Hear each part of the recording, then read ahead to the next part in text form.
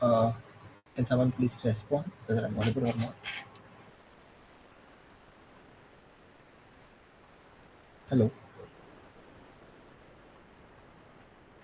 Uh, okay. Uh, I can assume I'm audible, and yeah, let's start today. And yeah, thank you everyone for joining.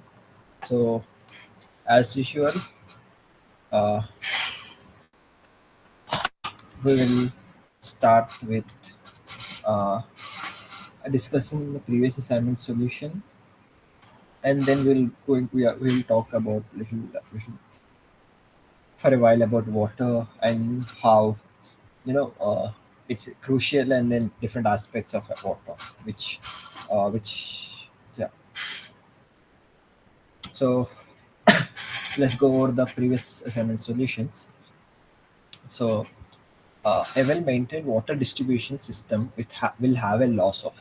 So here they're trying to ask whether if even a well-maintained water system, there's a chance of having certain amount of losses. So what's the amount that is expected even when there is a well-maintained distribution system? So it is roughly 30% of the water is there will be loss. And coming to the second question, the true colors and apparent colors of water can be perceived due to suspended solids and dissolved solids, respectively, whether it is true or false. So basically, they're asking whether the true color is due to suspended solids and apparent color is due to dissolved solids. So it's false. Basically, they are asking us that the true color is the color of the water itself, and then the apparent color is what it is visible to you, or what it can be seen or perceived. So it's not because of suspended and dissolved solids. True color is not due to suspended, and apparent is not due to dissolved solids. Moving ahead, which of the following is the measurement unit of turbidity? So there are different units like Hazen unit, threshold order number, Formazin unit, and Imhoff cone. So Formazin unit is the unit that is used to measure the turbidity in the water. So how visible it is. So which of the following chemicals is used as an electron acceptor in measuring COD? COD is chemical oxygen demand. So if you remember chemical oxygen demand, where you are going to react the chemicals present in water to with certain chemical, and see uh, how much you know you try to use that reaction to estimate how much is the oxygen demand in the you know for of in the water. So there are a lot. So which of these chemicals is generally used? So it is potassium dichromate, uh, because it is highly reactive. So and then yeah, it can be used as an electron acceptor for measuring chemical oxygen demand. Going on, uh, so for drinking water quality standards, the Bureau of Indian Standards has set up certain allowed, permeable, and desired limits. So what all is allowed, what all is acceptable, what is the minimum unit, or you know. So according to that, what is the amount of what is the limit of dissolved solids? So that is around 500 milligrams per liter. So it's okay if as long as you are below 500 milligrams per liter. If it's beyond 500 milligrams per liter of dissolved solid, it's not fit for drinking. And going on, water safety plans emphasize on control rather than prevention and management. So whether this is true or false, water safety plan does not emphasize on control rather than prevention management. So it is false. And going on, which of the following are commonly used as adsorbents in gravity filters? So there are more than one answer. So adsorbents are, some chemicals that, say chemicals or substances that don't react as such, but they attach those, you know impurities or certain chemicals onto them on their surface. So you can remove them like that. So here, which of these things has that capacity, especially used for use in filtration water? So activated sand and activated charcoal. So these are some things that at least activated charcoal is something that all of you might have heard, especially in our TV advertisements. It removes dirt and so and so. So that is activated charcoal, and sand is also used as an absorbent in gravity filters. And which of the following is required for RO filtration? So RO is reverse osmosis. So we need remineralization because when you are using reverse osmosis, you are removing most of the minerals uh, or ions present in the water itself. So you need to add them externally so that your body, at least our body, can get the basic minimum requirement from the water that we drink. So it's not good to remove all of them, or good to leave all of them. So you need to have certain amounts in your body. So we need to remineralize because reverse osmosis removes most of these. Yeah. So what is the term used for the process of using recycled wastewater for landscape irrigation? So landscape irrigation, uh, it is grey water recycling. So basically here the recycled water is recycled, and then it is then used for managing landscape, like decoration or lawns, parks, or watering. All these things are managed using the recycled water rather than using fresh water, because here presence of most of these, uh, the limits can be relaxed a little bit compared to it being potable or not. So that's why it's referred to as gray water. It's not like the waters appear gray. It's gray because most of those components that we look generally in potable water versus this recycled water. Generally recycled water tends to have higher amount in most cases, so that's why it's called gray water. Like for instance, if you remember, we are talking about total dissolved solids here. So the total dissolved salts might be higher, or some other elements might be higher. So that's why it's referred to as gray water. And chlorination of water is to be repeated only at 15 days interval. True or false? So it is false, because it's not just 15 days. So the time interval varies. So yeah, that's all for the previous assignment. Uh, if you have any doubts regarding any of the questions, do let me know. I can take a minute or two, wait for a minute or two, and yeah, I can try to explain how, why is it, if possible, if you're not able to understand that thing specifically. If not, I can go ahead and we can discuss a little bit more about uh, water, groundwater, and why is it important to conserve water.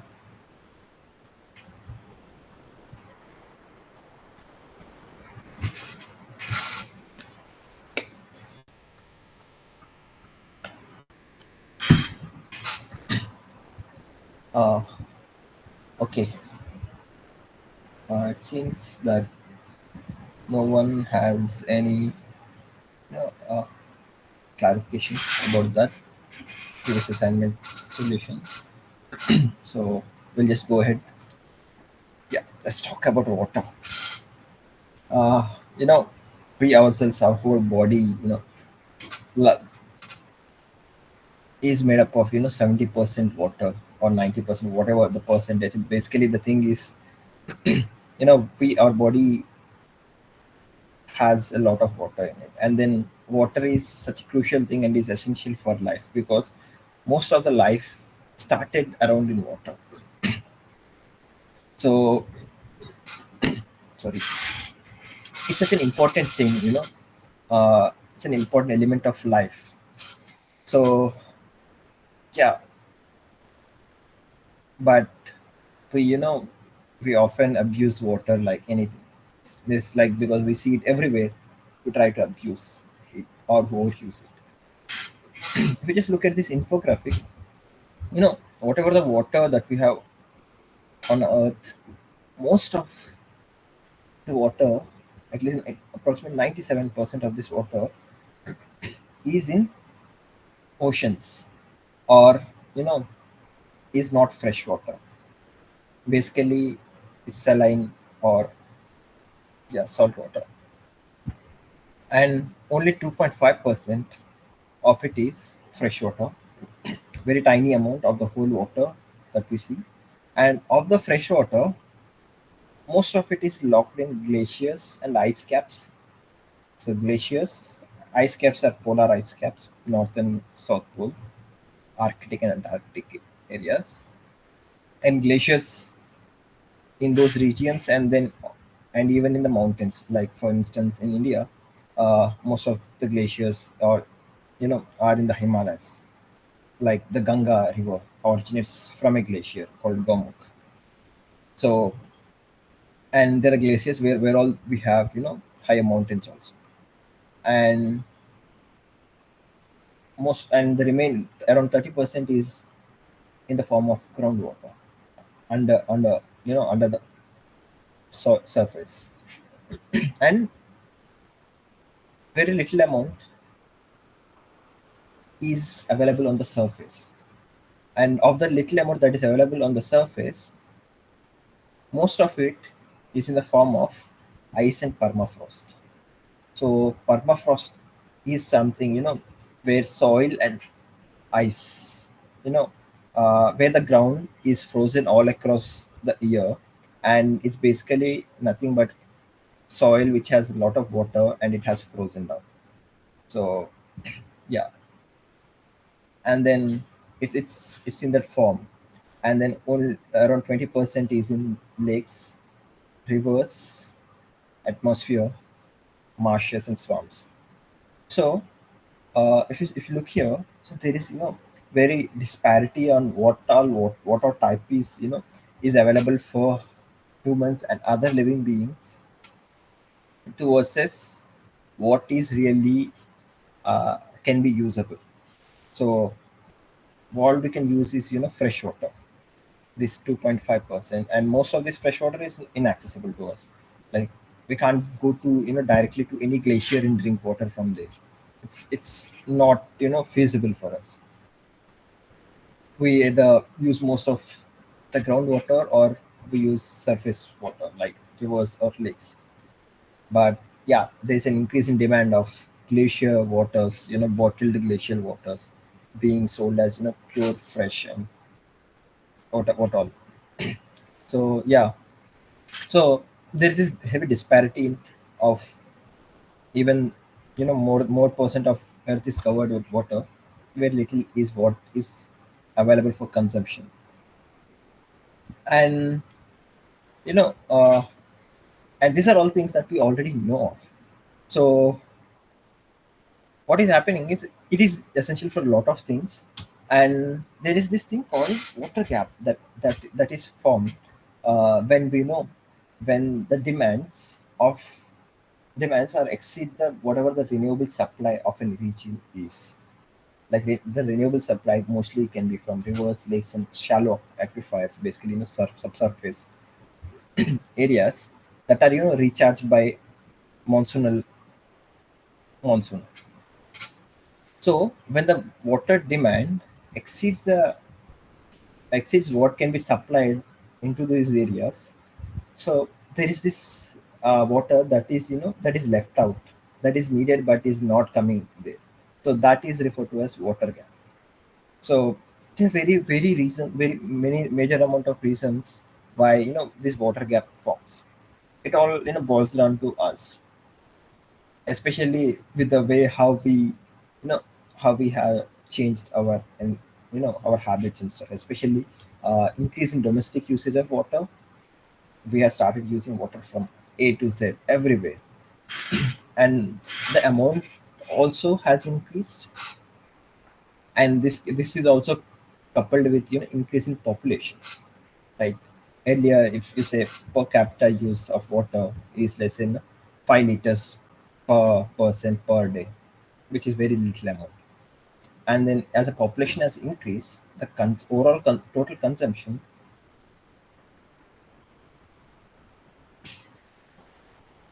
Hi, I request you guys to please do not do this again, or else I might have to leave this presentation. If you have any doubts, raise your hand and ask. Okay, if it's a mistake, it's completely fine. It happens once, but another time it's not acceptable. So yeah, please don't try to repeat whoever it was. So yeah, uh, so there has been, as the population has risen, so has been an increase in, the total demand. So it can be, way people have changed and the population has changed, and simultaneously there is an increase in industrial demand. Earlier we used to have, whatever things we used, yeah, we used to live around with are not, heavily industrial dependent. We are, where basic needs are met, and then that is enough. Now these days, with, with a lot of things coming through industries, and there is a demand there in industries for production of whatever things it produces for the consumers. So that is a major reason, and there's an expanding agriculture for, you know feeding this increasing population, especially crops like paddy is, water crop, where, you need at least you need standing water all throughout the season for the crop to grow. So just imagine the amount of water that goes into there. And then when you have regions that, whole areas, geographical areas that grow agriculture paddy, and then, extract water from these renewable supplies, there is going to be, huge water gap that's going to form. And yeah, that's the case that is happening here these days. So if you look at this map where there is this water gap, so how do you look at it? So the taller this bar is, the higher is the irrigation water gap. uh, for instance, if you look at in regions like, Haryana, Punjab, uh, it's much more higher, because uh, these are the regions where, this thing is this water based crops are grown, and then these are generally drier areas. And that means there is relatively less rainfall that comes into the system as such, these regions, but you are, taking out a lot of water from them. So there is a net deficit, and then we are trying to compensate for that deficit by using groundwater. And yeah, some stats here says that, India has to pump more groundwater than any other country, because some of these regions are relatively drier, and then when we are growing a lot of crops, we pump more. And then yeah, so that leads to a reduction in water table, groundwater table. And it's not a new thing, and this has been documented, has been going for years, that saying the groundwater table has declined, groundwater table has declined.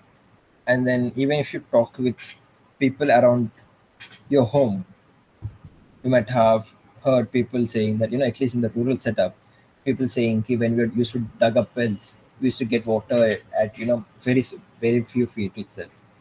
And now these days we have to go to so and so meters way deep than what we used to get those days. So these are all things that has happened recently and are visible to us or experienced by us.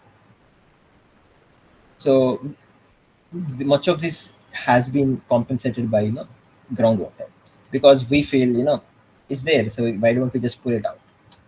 So there are a lot of effects of taking out water like that.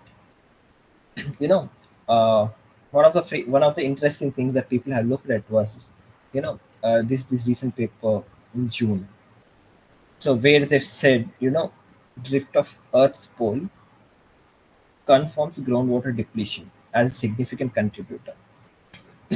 So what they said was basically, if they try to make a model and try to say, if you have removed so and so amount of groundwater, does it account for the tilt in Earth's axis that we have seen currently when compared to what it was there in the earlier days?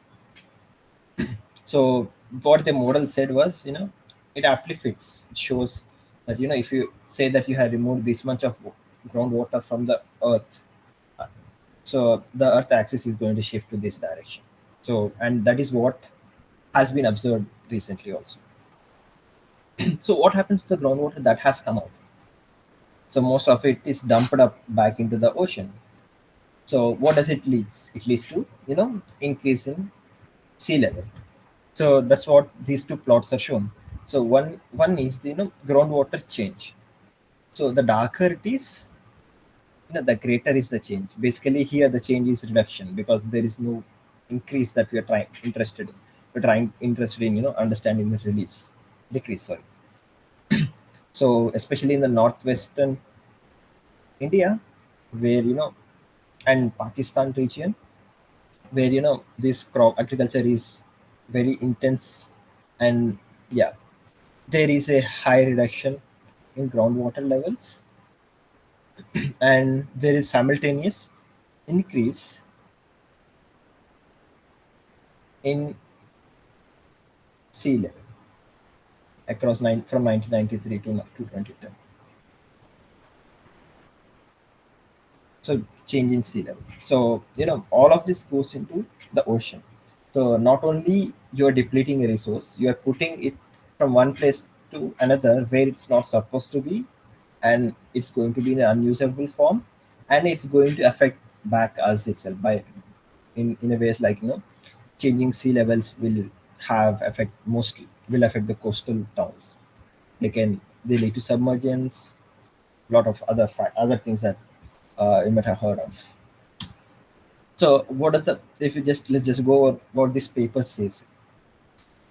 So these are lines from the paper itself. So what they say was melting of polar ice sheets and mountain glaciers have been understood as a major cause of sea level rise and due to this is associated with climate warming. But it has been proposed that an increasing sea level rise due to groundwater depletions results from irrigation. So, but it has been proposed, but has not been tested. So, what they did was they made a climate model, and for the period of 1993 to 2010, uh, they found out the model predicted 2,150 gigatons of sorry equivalent of groundwater has been extracted all across the world, and this would equate to rise of sea level by 6.24 mm. 6.24 mm, it might not be large as such, but it will be uh, you know it will be large for different organisms as well. If you are staying on a coastal area, you might feel it very you know drastic. The effects of this 6.24 mm will be drastic, much more on the coastal regions. So in this study, what they did was the how this water is distributed across the aquifers, the movement of water from groundwater to the ocean would result in a drift of Earth's rotation pole. So the axis the Earth rotates about 78.48 centimeters. So they showed that when they account for the removal of water from groundwater and putting it into oceans, that model said that the Earth's rotation would change by 78.48 centimeters, and towards this east axis. So there are very other consequences, planetary consequences of you know groundwater excess groundwater removal. Uh, so yeah, it's the same thing. So saying that polar ice sheets and mountain glaciers. So this is what it is. If you have a look at this plot, so this line is the original axis, blue line, where if you don't account for most of the groundwater level, if you just account for ice loss from Greenland areas, basically the glaciers and post-glacial rebound and deep mantle convection. So these are some other things, factors that generally influence the rotation or the tilt of Earth. But when you account for you know uh, groundwater, this thing shifts to here. So this is what is currently and is predicted by the model. So yeah, there are very major consequences. So this axis still might not have effect on the seasonality and other things, but we are not yet sure, what all effects it might have on other things. So if you just look at the case for India, you know, uh, what are the how, if what are type of aquifers around here, and what are the areas that are need to be managed, like for instance in terms of different uh, issues like over exploitation, or higher amounts of chemicals like fluorine or arsenic, or urban wastes going in. So if you look at any of these highly developed regions or urban areas like Bangalore or Hyderabad, you will see there is the problem that comes with groundwater sustainability. So where is higher excess amount of groundwater harvesting. If you see here also, in New Delhi, Chandigarh areas, where we just talked earlier about water gap, it is clearly represented here. you know, uh, there is a need for groundwater being used sustainably there. And if you go to Himalayan regions, so there is a need for revival of springs, which will eventually contribute to the water in the lower stretches of the rivers. So there are different ways. So if you just look at uh, areas like Chhattisgarh and Jharkhand, these areas are heavily mined. So open cast and underground mining are going to lead to a number of problems for aquifers, especially the leaching of chemicals or these things into the aquifer is going to affect you know the people and the wildlife that is dependent on those aquifers. And similarly, seawater invasion majorly happens around the coastal regions, and then there are different type of aquifers classification. So yeah, so most of the urban or industrial happens around major urban areas. So there is an increasing need to identify these areas and then start conserving these aquifers. And uh, especially if you talk in terms of ecosystems that are affected, by these, most of these ground aquifers are, groundwater dependent ecosystems. Like if you might have heard of, wetlands and lakes. So these are majorly dependent on groundwater, but they also are dependent on, seasonal monsoons. So what are the benefits of having, of these ecosystems? So these ecosystems are very important for maintaining the water quality, like the fauna, microfauna, or megafauna that's present in these areas. Helping cleaning up the underground, so cleaning up the water from contaminants, and they house lot of species that are unique to these areas. And yeah, and then they are also have, social value. Some of these sites may be sacred, some of these sites are, you know uh, just have social value. Like for instance, if there are a lot of birds coming to it, there might be associated tourism, people coming to watch those birds. And so that has an associated value to the people that are, surrounding these wetlands.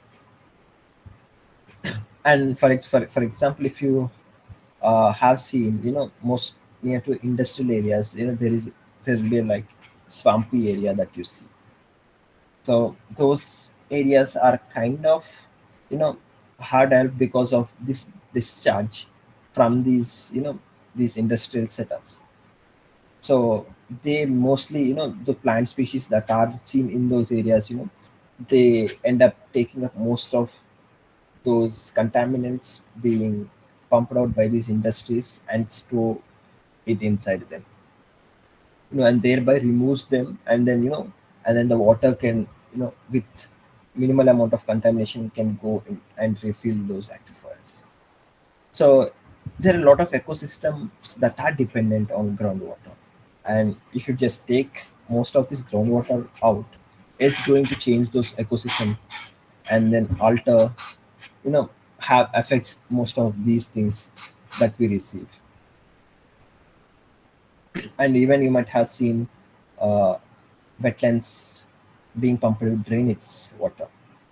Now that's a stage we currently are on, where we are not taking care of these ecosystems. We are overly exploiting them. If you just have a look at what are the different sources of this pollution, especially groundwater, most of it is, there is no such thing as, man-made.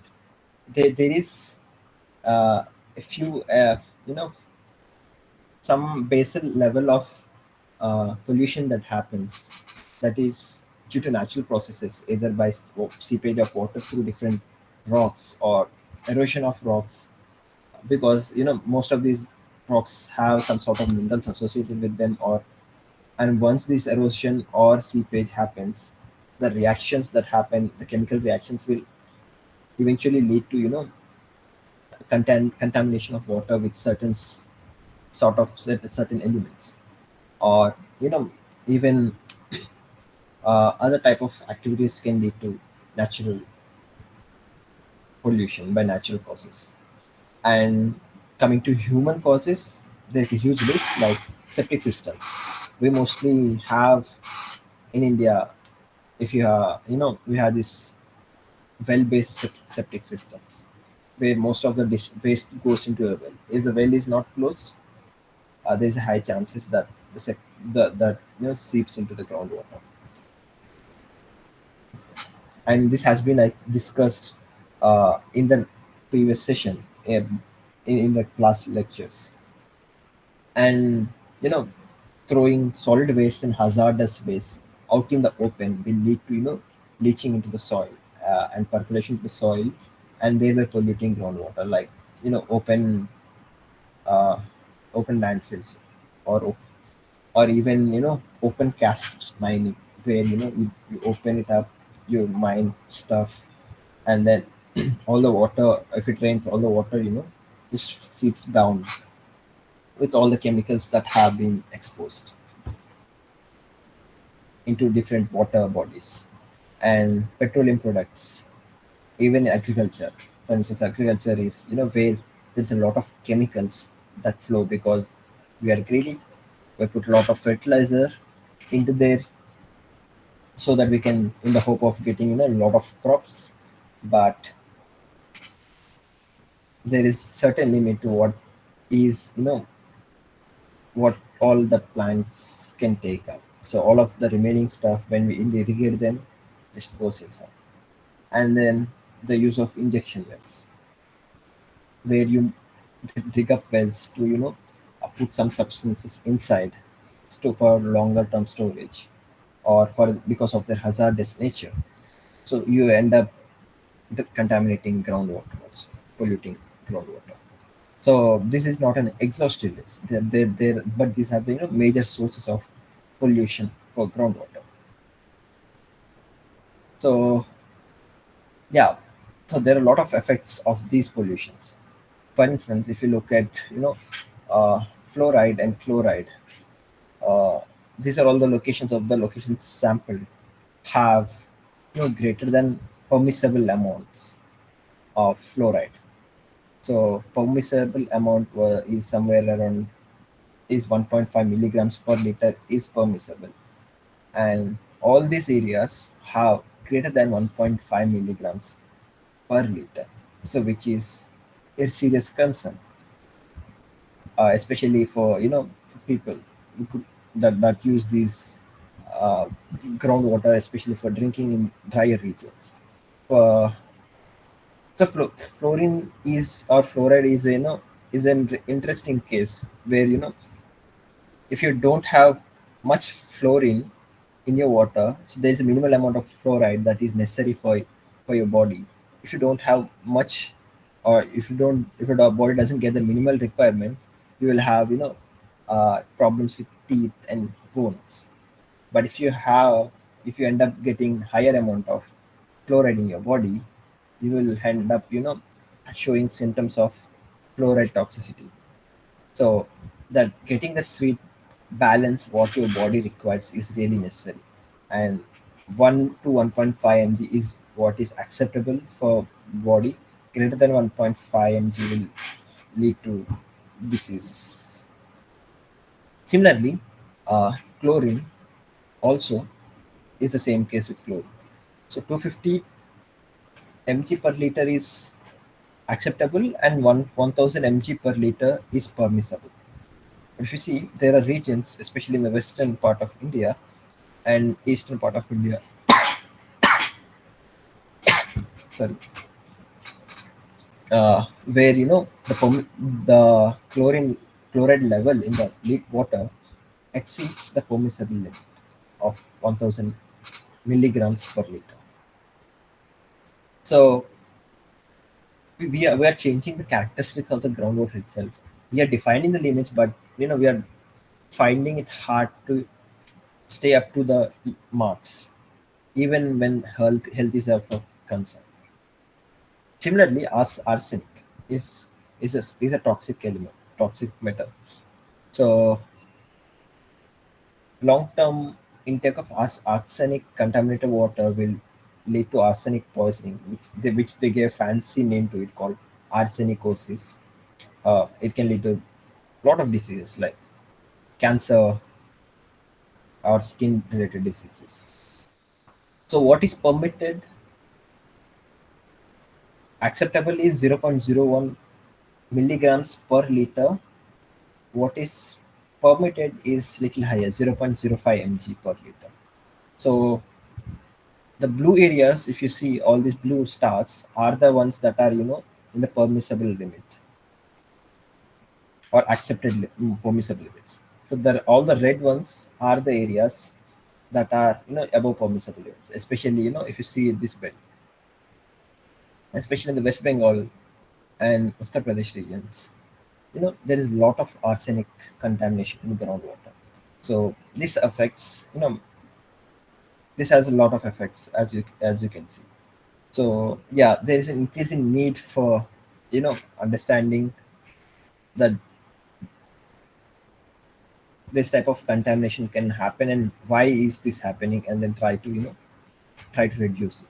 And some of these effects can be seen only after a certain time, because even after the source has been removed or the source ceased to exist, and by the time it has been removed, the fluoride, the or whatever the contaminant might have reached the groundwater and might linger there for longer amount of time. So yeah, it has, even if you try to remove the source, the results takes a little while to see. So how does it if you talk if let's talk about, for a while, about how does this affect fauna, especially in microfauna. So this is a review paper, so let's just try to go over what the major findings of this paper. So uh, so where all is this different type of effects that comes on in here, no, from urban environment. So you have garden related uh, changes in groundwater. In suburban, you have, changes. Downtown is basically, major city central areas where you have oxygen strain in the groundwater, and there is organic chemicals that are being put up into the groundwater, and there is an increase in temperature, because most of the water that we use in households have certain temperature, because of the temperature of the surrounding environment itself. And then this leads to increase in temperature of the water, and similarly, uh, industrial and landfills from there heavy metals also seep in. And especially in northern latitudes, there is need for de-icing salt, so that salt also gets carried up into the groundwater. So there are a lot of things that can happen, you know to the groundwater, the way things affect groundwater, and different establishments affect differently. For instance, let's say garden and parks can add organic chemicals, the fertilizers that we're using, but they can also end up supplying oxygen to the groundwater. So what they looked at was different taxa, especially they looked at these five taxa: cyclop cyclopoida, herpetopoida, amphipoida, and isopoda. So species in these groups they looked at, because these are tiny and most of them are often microscopic organisms. So they looked at studies that have done these things over years, and what they found out was, heating of this underground water, especially in the long term, will increase mortality of these micro invertebrates, and less adapted species are at the risk of vanishing from their habitats. So they are most likely to go locally extinct. The same may be true for salinity caused by road de-icing in cold urban areas. So even de-icing, salt from the de-icing can also have similar sort of effects like temperature. And toxicity of heavy metals for a variety of invertebrate increase with time and chronic exposure. So as long they are exposed to the greater the time they are exposed to these heavy metals, the greater is the effect on the invertebrates. And yeah, similarly, uh, so there are diverse amount of impacts on groundwater fauna that happens due to urban pollution, and these are not, this is not exhaust list. That's what they conclude about. What they are, yeah, majorly it increases mortality, and only very few species will survive that have adapted to live in this condition, modified condition. So yeah, it affects the fauna also, not the microfauna also. Uh, so so these are the effects on wildlife. So let's just have a look at a case study or an example of how uh, modifications due to humans, how we led to affecting of a huge water body.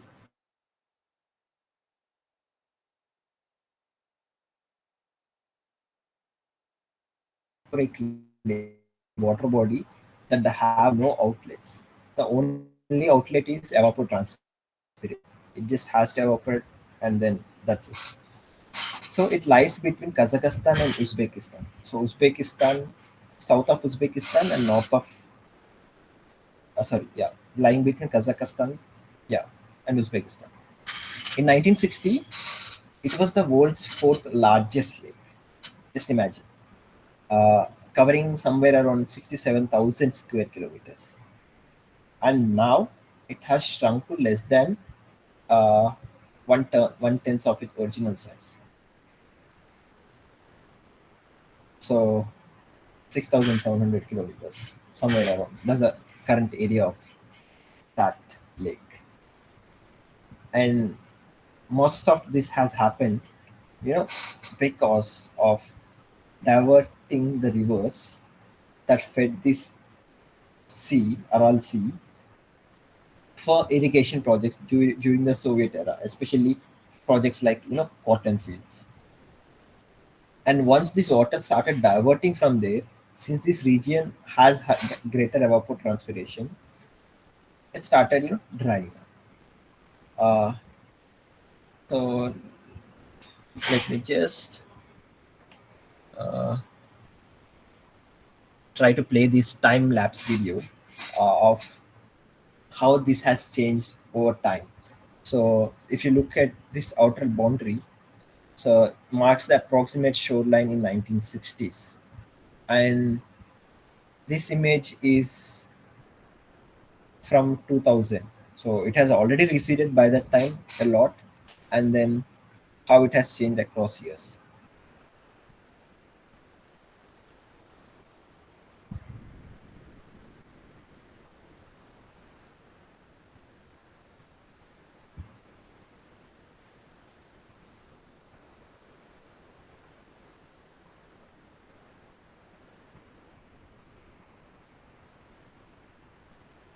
So yeah, by 2018, if you see, very little amount has remained, and then the whole connected sea, what was once a whole connected single unit, has broken down into multiple small tiny parts.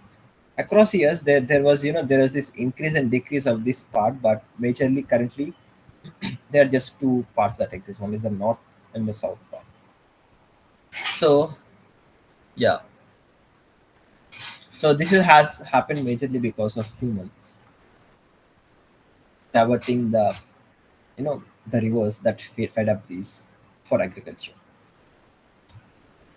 So, so what happened because of this? Uh, this thing, the whole sea dried up. So the seabed currently looks like this. All what was once water, all the ships that used to be in the water are on the bed, sand bed.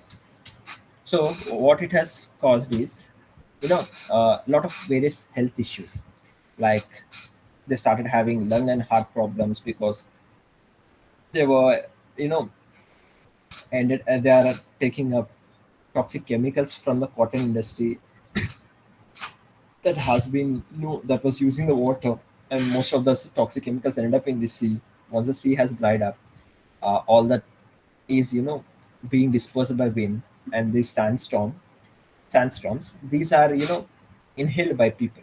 Once people, once this thing enters the body, they cause a lot of, you know, problems, and even contaminated drinking water has caused a lot of health issues, and then ranging from stunted growth to reduced fertility, lung and heart problems, and so on. So all these things, uh, you know, were exaggerated because of it drying up much more quickly. Or yeah, so what has happened was, like, if you see at this picture now, it's currently, it's in two parts. One is the northern part, which is relatively stable across time, and the south part that has dried up very much. So what they did was, they built up a new dam like structure uh, here, where they tried to prevent water flowing from this side to that region, so that at least they wanted to try to save even a little amount of water, because water, if it's going to this region, it's end up drying up. So let's try to at least have stop it here, and then try to uh, re grew this region back to its former glory. So it has worked, and then the water levels rose a little, but there, yeah, the fate of this part of RLC looks pretty gloom, and then it's almost dry. So yeah, and there is a nice YouTube video on this by BBC, which is like for 5 minutes. Uh, Feel free to watch it on YouTube. Just try to go try in on YouTube. Try to put RLC and BBC news. Uh, it will it will be visible. You can still be able to watch, or you can just go through this link below, which I will not be able to play it here because of time. So yeah, and even the former, so it has been termed as the worst man-made environmental disaster of the time, because of us only we started diverting this water from this lake, and everything started falling apart. So that's the case of RLC. Uh, okay, so before I go ahead, uh, yeah, so there are a lot of wildlife associated with these type of water bodies like underground aquifers, and some of those wildlife have been making up headlines these days, especially we'll keep these three fishes that have been described recently from Kerala. All the three species are described from Kerala, and they have been found in these subterranean regions like wells, aquifers, which are rarely encountered by people, are disturbed by people, and they are such a unique habitat, and they are not found of they were found in very few regions, and then found during certain time, and they were not found after they were described. Sorry, they were not found again after they were described, even after an exhaustive search has happened. They're still searching for it.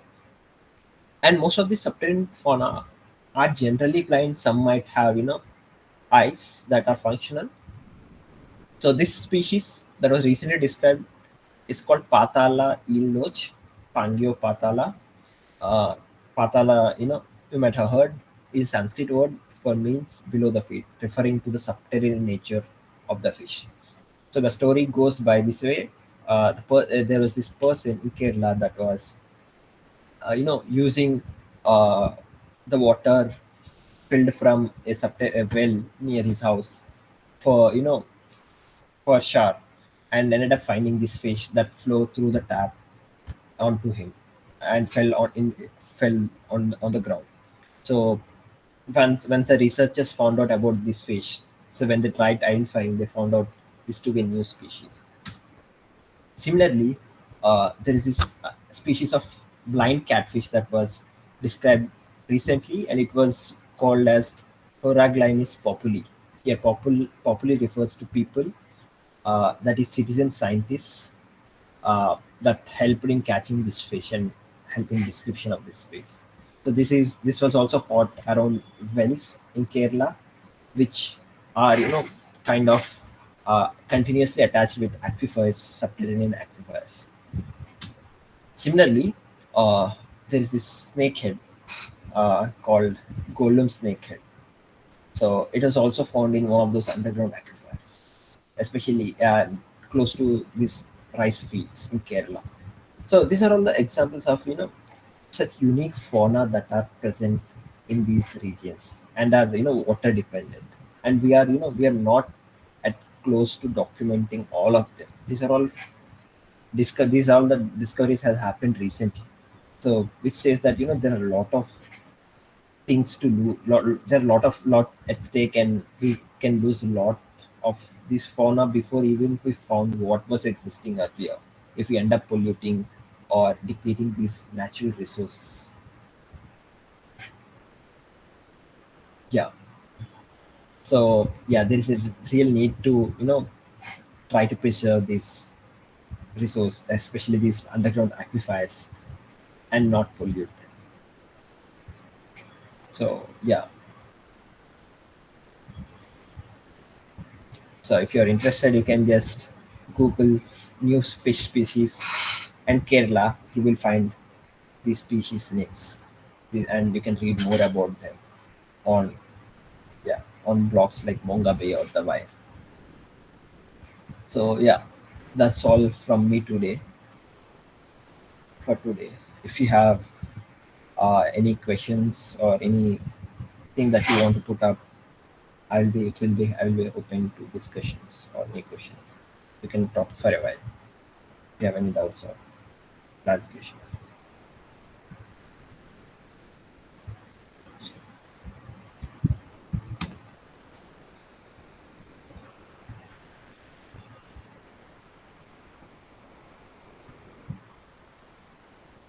Uh, I will wait for a minute or two so far if there are any doubts regarding this session or previous assignment or any of the things covered in the class. Feel free to ask. So I would try to cover some of those topics or help you clarify. If no one has any questions, we'll stop. But yeah, do let me know. You can raise your hand, unmute yourself, and talk, or you can drop it down in the chat box.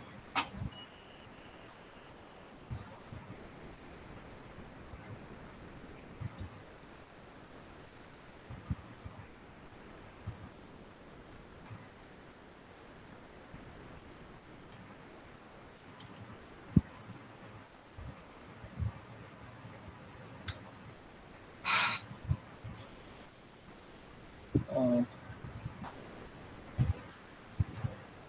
no one has any questions. Hope you got little info from this.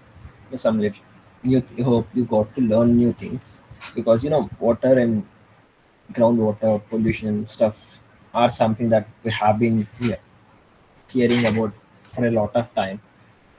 So that's why I tried to put up these two, three interesting cases, which most of us might not have heard about. So yeah, hope that was helpful. And in which case, in that case, we'll stop here, and that will be the end of today's session.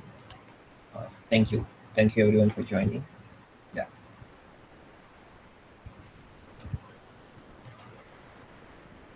um, yeah, you are okay to leave. You can leave. This is the end of today's session. Yeah, thank you. Bye.